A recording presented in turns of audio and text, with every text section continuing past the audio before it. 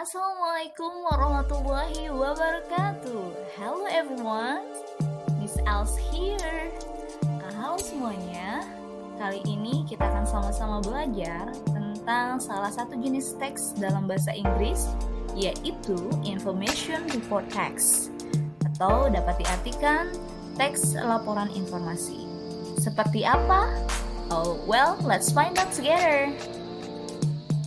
Well, everyone, sebelum kita lebih lanjut tahu tentang apa sih information report text itu, tentunya kita harus tahu dulu tujuan pembelajaran kali ini, yaitu yang pertama, agar dapat memahami pengertian dan fungsi dari information report text.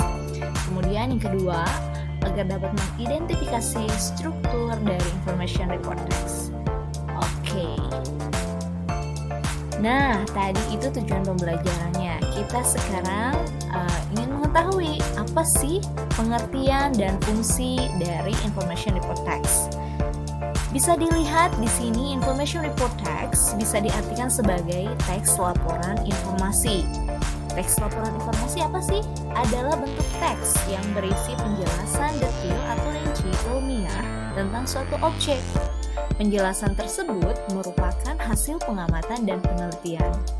Jadi begini, ketika kita membaca suatu teks laporan informasi atau information report text, tentu teks tersebut tentang berbagai macam objek. Objek di sini adalah bisa berupa hewan, bisa berupa benda, berupa tanaman atau tempat ya, dan hal-hal lain yang bisa digambarkan lah gitu ya. Dan tentunya di sini ketika menggambarkan atau menjelaskan dalam bentuk teks laporan informasi, tidak boleh sembarangan menjelaskan. Harus berdasarkan hasil pengamatan dan penelitian terlebih dahulu. Tentunya ini bisa didapatkan dengan membaca sumber-sumber terpercaya, sehingga informasi yang ada dalam teks laporan informasinya menjadi akurat dan tentunya tidak diragukan lagi. Seperti itu. Kemudian yang kedua, kita akan membahas tentang struktur teksnya, atau kalau bahasanya biasanya disebut dengan generic structure. Nah, generic structure ini atau struktur umum, struktur teks dari teks laporan informasi ini ada dua. Yang pertama, general classification, yang kedua, descriptions. Kita akan bahas satu-satu. Yang pertama, going to the first one, ya, general classification atau klasifikasi umum. Nah, ini apa sih? Bagian ini atau struktur teks ini yang pertama itu di awal, biasanya di bagian awal teks yang menjelaskan atau menggambarkan hal-hal umum atau deskripsi umum tentang suatu objek tersebut. Jadi biasanya di sini menjelaskan yang bisa dilihat oleh mata gitu ya, yang bisa diamati, sehingga hanya berupa gambaran umum saja tentang objek tersebut. Oke. Sedangkan yang kedua di bagian description atau deskripsi. Nah, di sini adalah bagian teks yang menjabarkan atau menggambarkan suatu objek dengan lebih terperinci. Jadi rincian dari bagian pertama atau bahkan informasi-informasi yang belum dijelaskan di bagian pertama yang lebih rinci dan ilmiah akan dijelaskan di bagian description ini, sehingga teksnya menjadi sangat lengkap dan sangat terpercaya. Seperti itu. Jadi struktur teksnya ada dua ya. Yang pertama general classification dan kedua description. Oke everyone, di sini Miss L akan tunjukkan video. Silahkan kalian amati bagaimana hewan ini, ciri-cirinya, dan yang kalian lihat lah dari video tersebut ya. Dan silahkan catat apapun yang kalian bisa amati dari video tersebut.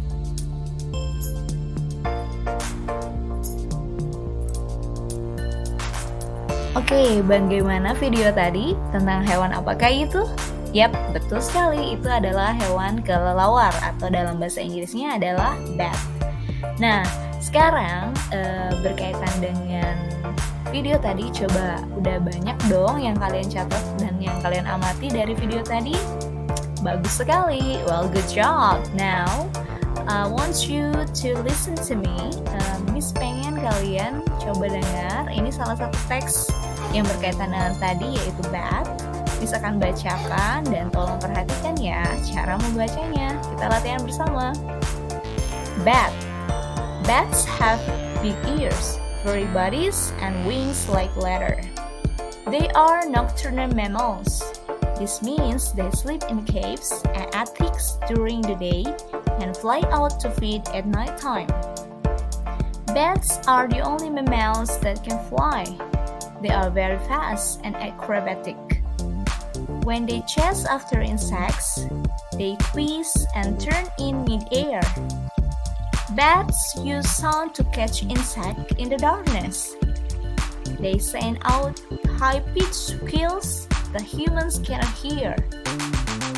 The echoes that bounce back tell the bats exactly where they will find their prey. Flying foxes, or fruit bats, are large bats that live in tropical Africa and Asia. They mainly eat fruit. Flying foxes are important because they help to spread the pollen and seeds of many plants. How is it? Gimana? Nggak susah dong? Gampang ya? Silahkan kalian latihan, sering-sering latihan membaca teks bahasa. Tadi adalah contoh dari teks laporan informasi ya. Kalian bisa memahaminya lebih lanjut, silahkan kalian baca baik-baik.